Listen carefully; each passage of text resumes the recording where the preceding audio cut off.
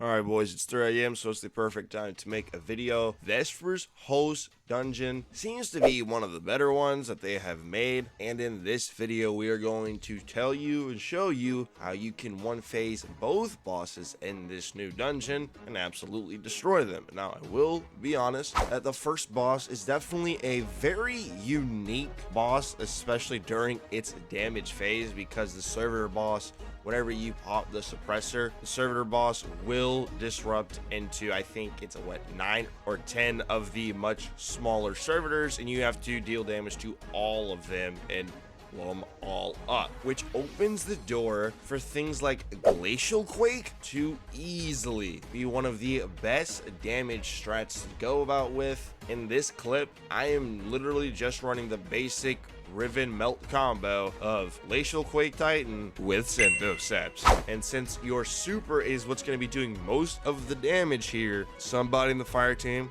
puts on Tractor Cannon. The Glacial Quake shatter damage was doing so much damage that it could two-phase this boss on contest mode. Now, another weapon that is pretty useful here, let's say you are not on a Titan, would definitely have to be something like the good old worm gun, the Parasite. The main reason why the Parasite is so good is because at that max times 20 worms hunger stack, it's gonna hit all of the smaller servitors with its big splash damage at max stacks, and even then the base worm could definitely go pretty ham after you shoot your times 20 worm shots. But if you want to get an easy bake and one phase destroy this boss, at least have two Glacial Quake Titans. Warlocks definitely go Song of Flame with the worm gun. The ignition's AoE damage will definitely help significantly. I just finished the video, but I have been hearing that for the first encounter, things like a heavy wave frame, think of the Neomuon for example with One for All,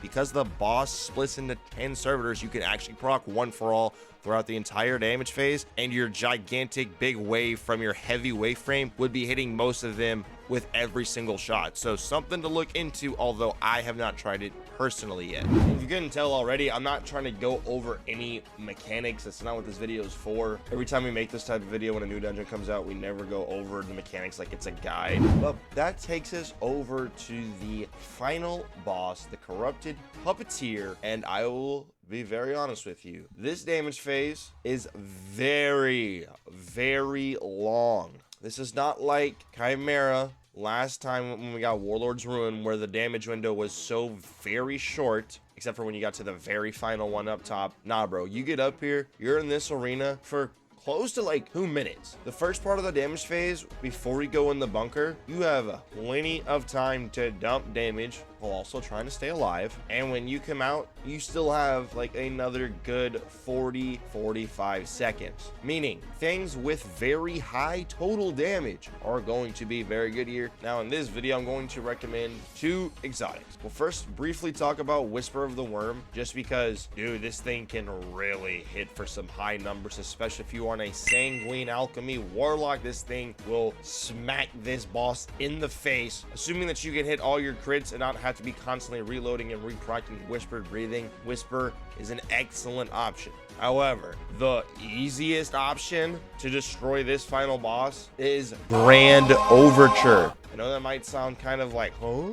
But deadass, it is so brain dead free and easy to destroy in one phase this boss with Grand Overture. I know this boss does have a lot of health, but you have the time necessary in order to get this boss done in one phase with Grand Overture. One of the reasons why this gun is so good for this encounter specifically, because before you go up right into the damage phase, literally just beforehand, you can fully proc a full volley of times 20 missiles, so you have it ready to go immediately. Not only that, but you can proc your full volley of Geo before you start the encounter, rally, then start the encounter, and you'll have full Grand Overture ammo with a full times 20 volley all ready to go immediately. Now for a brief description of what's going on in the gameplay, all 3 of us are on Sanguine Alchemy Warlock. That is why I'm switching to a prismatic subclass with an arc super after I cast my well, because I want to get that Sanguine times 4 surges along with the extra just insane damage that Sanguine provides. Also, if you're on a Warlock and you are using Whisper or any solar weapon,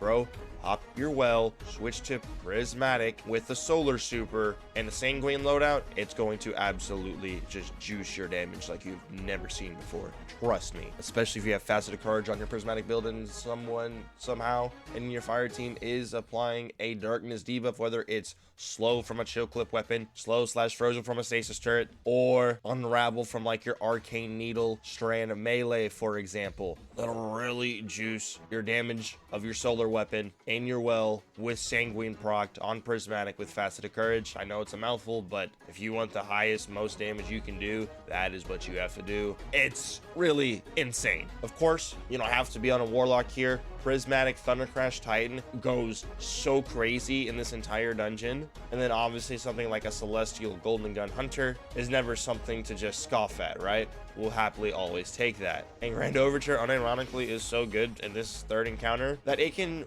two-phase on contest mode, bro. And then one last thing I would like to mention about this third encounter is that because this damage phase is so long, you could totally wind up running out of all of your heavy and your special ammo. In that case, bro, just switch to Outbreak. If you have nothing but primary ammo, just switch to Outbreak, bro. If you're having trouble staying alive during the damage phase for final boss, I would highly recommend putting on 2 arc resist and 1 sniper resist mod onto your chest piece.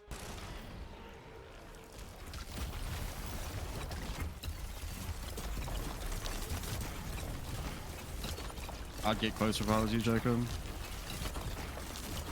You know, that is crazy.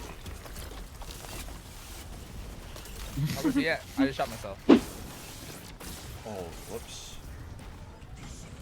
No video game.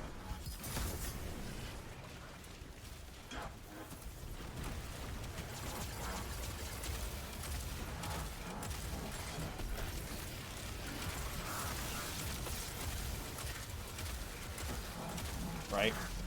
Right.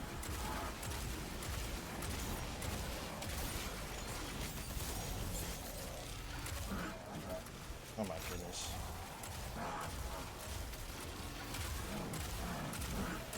Well's out, rift out of Kree. I don't have a rift. I swapped subclasses. I got a rift. I got a rift. I got a rift. I got a rift. Here we go. I'm so dead. A healing talent to you guys. Oh, thank you, thank you, thank you.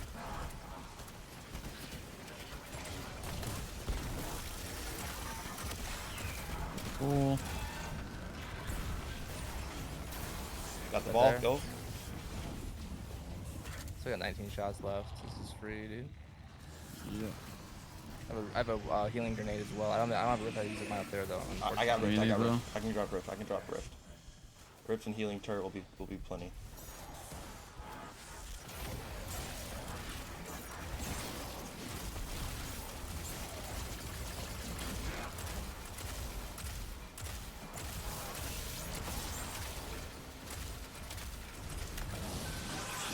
Nice. Let's go.